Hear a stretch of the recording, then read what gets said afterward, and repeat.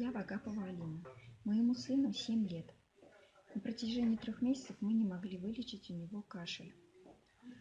Разные врачи ставили разные диагнозы. Невролог говорил, что это нервный тик, а гастроэнтеролог говорил, что у ребенка изжога, а лор-врач говорил, что у ребенка сильная аллергия на что-то.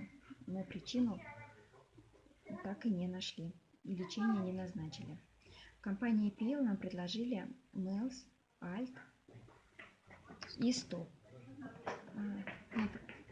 После 2 дней употребления этого продукта мы наблюдали.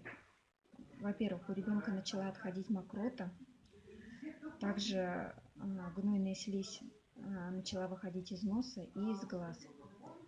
И на протяжении недели кашель практически исчез. Мы очень благодарны компании EPL за то, что они нам предложили этот замечательный продукт.